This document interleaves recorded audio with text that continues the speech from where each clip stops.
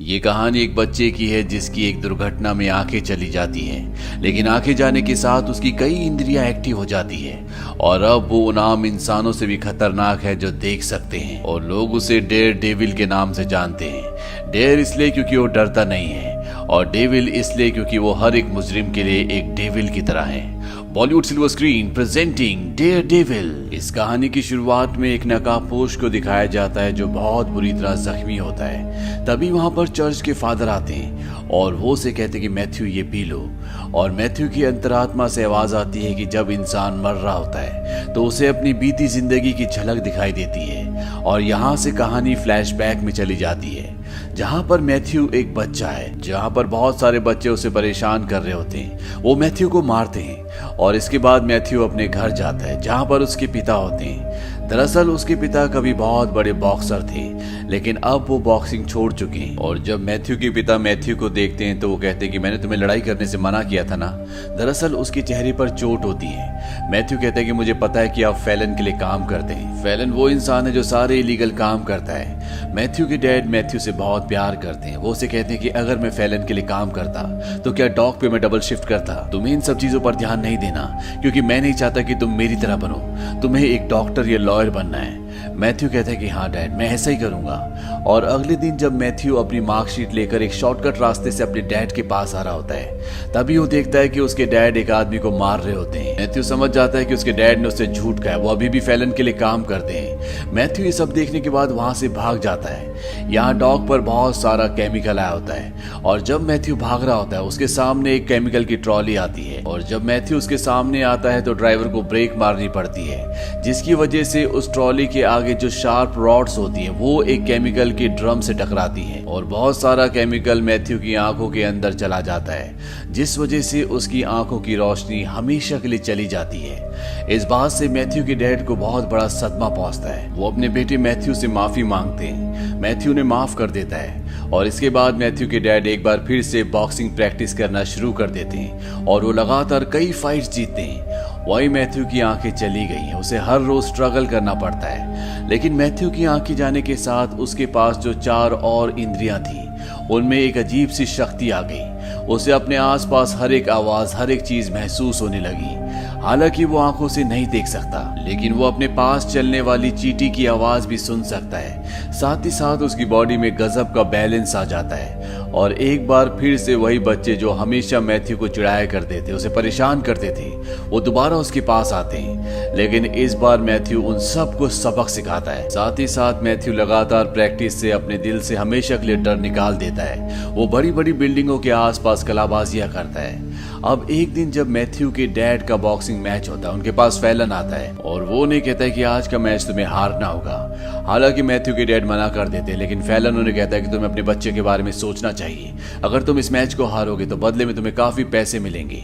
और मैथ्यू के डैड इस बात के लिए अग्री हो जाते हैं और मैच के दौरान जब वो हार रहे होते हैं तभी वहां पर मैथ्यू भी आ जाता है और वो अपने डैड को कहता है कि कम ऑन डैड, आप हार नहीं सकते। और अपने बेटे की आवाज सुनने के बाद मैथ्यू के डैड उठते हैं और एक ही पंच में दूसरे बॉक्सर को नॉकआउट कर देते हैं। इस बात से फैलन नाराज होकर वहां से चला जाता है। वही मैथ्यू अपने डैड का बाहर इंतजार कर रहा होता है। तभी उसे एहसास होता है कि उसके डैड के साथ कुछ गलत हो रहा है। वो भागता हुआ बैक स्ट्रीट पर जाता है और वो देखता है कि उसके डैड की मृत्यु हो चुकी है। दरअसल फैलन के लोगों ने उसके डैड को मार दिया होता है। उसकी डैड की बॉडी के ऊपर एक गुलाब का फूल भी होता है। अपने डैड की मृत्यु से मैथ्यू को बहुत दुख होता है और वो अपने डैड से वादा करता है कि वो कमजोरों की, बेसहारों की, मजबूर लोगों की हमेशा मदद करेगा, उन्हें इंसाफ दिलाएगा। हालांकि खुद उसके डैड को कभी इंसाफ नहीं मिल पाया, उनके कातिल का कभी कुछ पता नहीं चला। अब कई साल बीत जाते हैं और मैथ्यू एक वकील बन चुका है। वो एक रेप केस लड़ रहा होता है जिसमें एक बारटेंडर का किसी ने रेप किया होता है, लेकिन वो आदमी जिसने रेप किया है वो महंगे वकील हायर करके साथ ही साथ झूठे गवाह पेश कर इस केस से बच जाता है। मैथ्यू से कहता है कि अच्छा हो कि इंसाफ यहीं पर हो जाए। वो आदमी वहां से निकल जाता है। मैथ्यू अपने घर पर जाता है और अब वो अपनी नकाबपोश वाली ड्रेस पहनता है और उस जगह पहुंच जाता है जहां पर वो आदमी अपने आदमी के साथ पार्टी कर रहा होता है। हालांकि मैथ्यू अंधा है, लेकिन वो हर एक छोटी से छोटी आहट को सुन सकता है। उसे पता है कि कौन कहां पर है, कहां पर क्या क्या चीजें रखी हुई है और अपनी इन सभी सेंसेस को यूज करके यहाँ पर जितने भी क्रिमिनल्स होते हैं सबको सबक सिखाता है। लेकिन वो रेपिस्ट यहाँ से भागने में कामयाब हो जाता है। मैथ्यू उसका पीछा करता है और एक बार फिर से उसे पकड़ लेता है, लेकिन इससे पहले कि मैथ्यू उसे सजा देता वहां से एक मेट्रो ट्रेन गुजरती है और मेट्रो ट्रेन की आवाज वो बर्दाश्त नहीं कर पाता और इस बात का फायदा उठाकर रेपिस्ट उसके सिर पर गन तान देता है। और यहाँ पर हमें समझ में आ जाता है कि अगर मैथ्यू के पास कुछ शक्तियां हैं तो उसकी कुछ कमजोरियां भी हैं। लेकिन इससे पहले कि रेपिस्ट उस पर गोली चलाता वो उस रेपिस्ट को रेलवे ट्रैक पर गिरा देता है और तभी वहां से एक ट्रेन गुजरती है जिससे उसकी हत्या हो जाती है। और इस तरह से मैथ्यू उस औरत को जिसका रेप हुआ था उसे इंसाफ दिलाता है। मैथ्यू के वहां से जाने के बाद वहां पर पुलिस आती है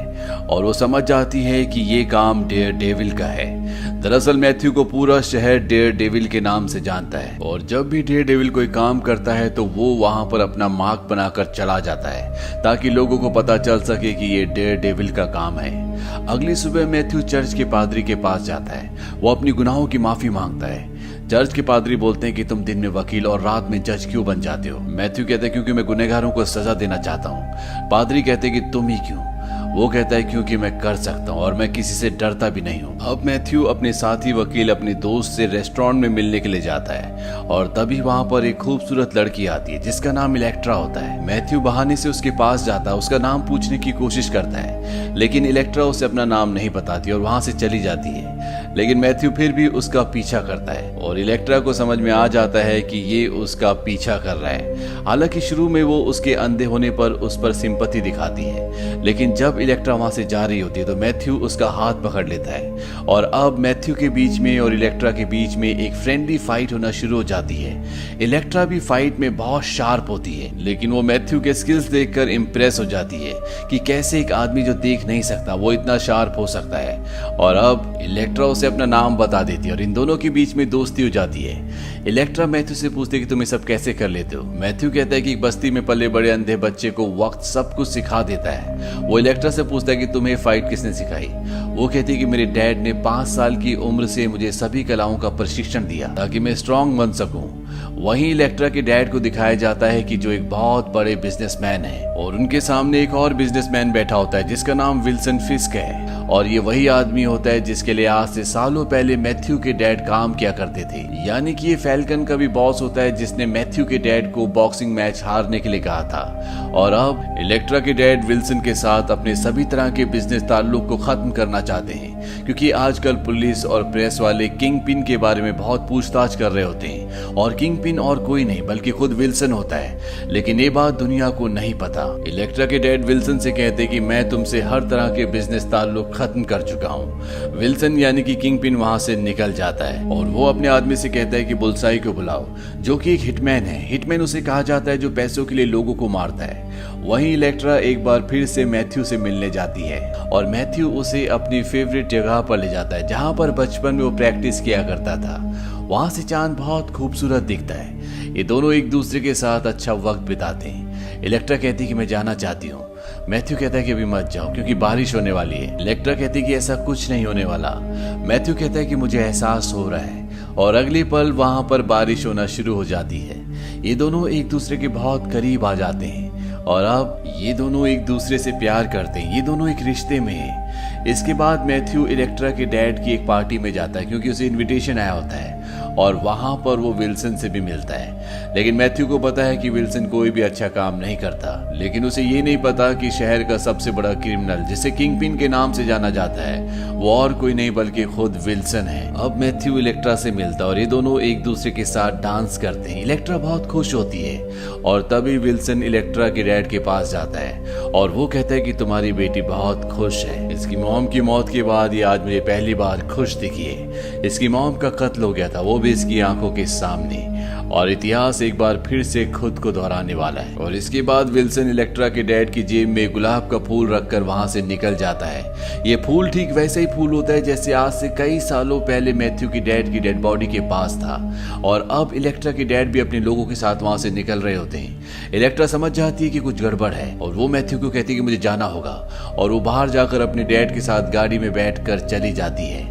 मैथ्यू समझ जाता है कि कुछ न कुछ गड़बड़ है। वहीं इलेक्ट्रा गाड़ी में अपने डैड से पूछती पूछती है कि क्या बात है। उसके डैड कहते हैं कि मैं तुम्हें सब कुछ सच नहीं बता सकता, बस इतना समझ लो कि आज रात को न्यूयॉर्क शहर खतरे में है।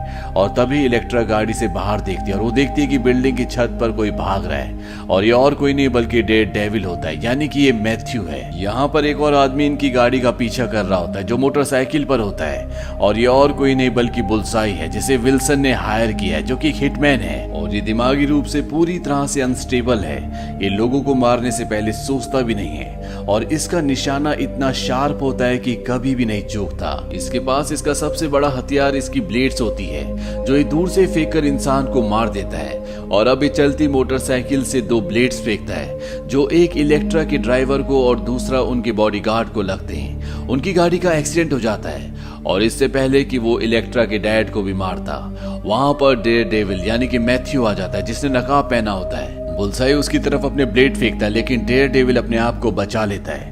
बुल्साई कहता है कि ये कैसे हो गया, मेरा निशाना कभी नहीं चूकता। और इसके बाद वो मोटरसाइकिल लेकर डेयर डेविल की तरफ बढ़ना शुरू करता है। डेयर डेविल भी उसकी तरफ भागता है और वो उसे किक मारकर मोटरसाइकिल से नीचे गिरा देता है। लेकिन डेयर डेविल देखता है कि उसकी स्टिक जो कि उसका हथियार है वो बुल्साई के हाथ में है और वो स्टिक इलेक्ट्रा के डैड की तरफ फेंकता है। डेयर डेविल उछलकर उसे रोकने की कोशिश भी करता है लेकिन तभी एक ब्लास्ट होता है जिसकी वजह से वो डिस्ट्रैक्ट हो जाता है और वो स्टिक सीधा इलेक्ट्रा के डैड के सीने में जाकर गड़ जाती है। बुल्साई कहता है मैंने कहा था ना कि मेरा निशाना कभी नहीं चूकता, और वो वहां से निकल जाता है। इलेक्ट्रा ने बुल्साई को नहीं देखा होता है और वो डेयर डेविल को देखती है और उसे लगता है कि डेयर डेविल ने मेरे पिता का खून किया है। वो उस पर गोलियां चलाती है लेकिन डेयर डेविल वहां से भागने में कामयाब हो जाता है। और अगले दिन वो मैथ्यू बनकर इलेक्ट्रा के डैड के क्रिमिनेशन में जाता है। वो इलेक्ट्रा से कहता है कि मैं तुम्हारे दर्द को समझ सकता हूँ।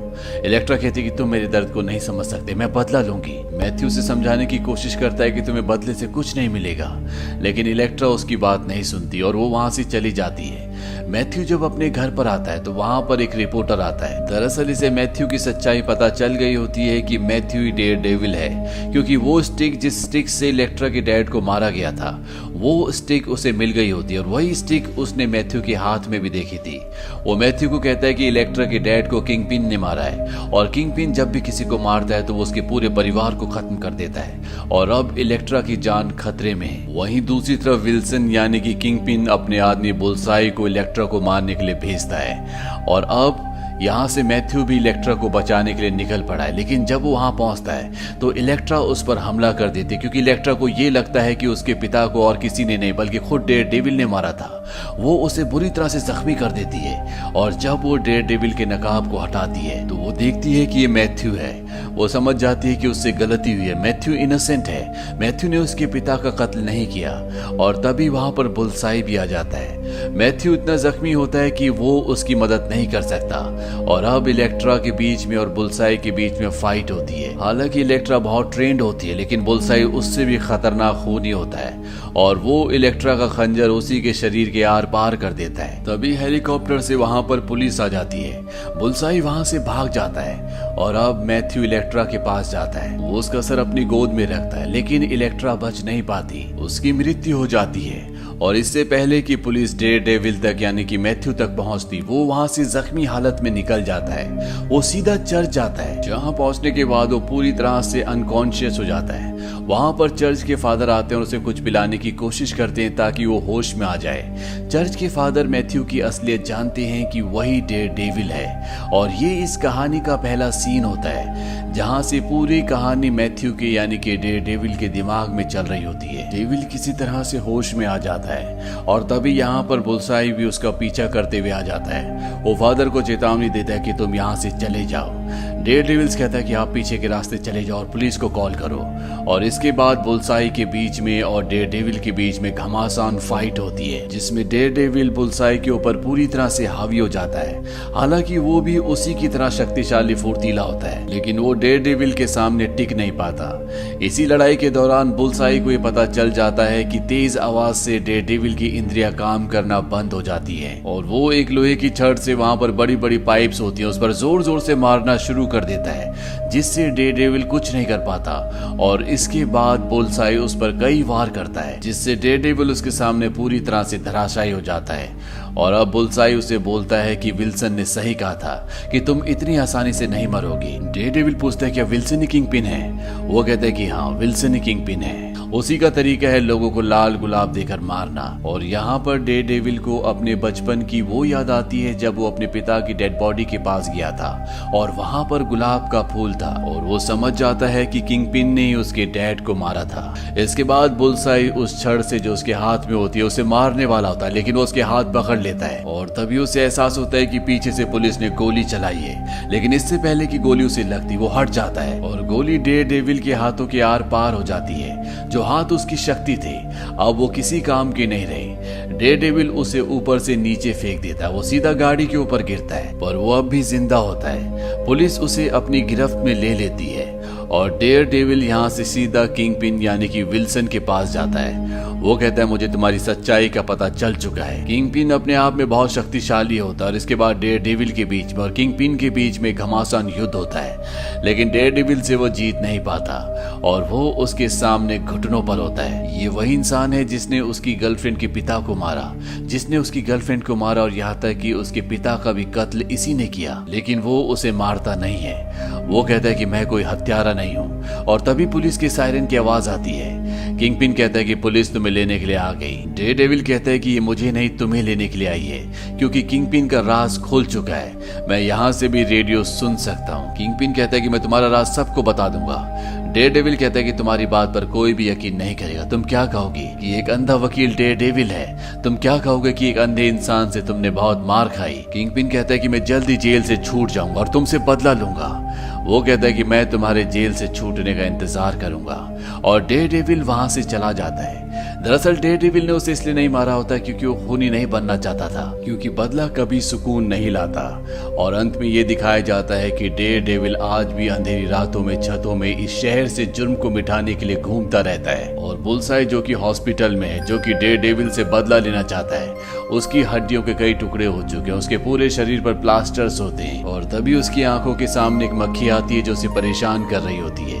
वो वहां से एक सिरिंज उठाता है और सीधा मक्खी पर निशाना लगता है जिससे मक्खी मर जाती है। यानी कि आज भी उसका निशाना उतना ही सधा हुआ है, बस उसे इंतजार है तो यहाँ से निकलने का। और इसी अंत के साथ ये कहानी यहीं पर खत्म हो जाती है। ये फिल्म सन 2003 में रिलीज हुई थी।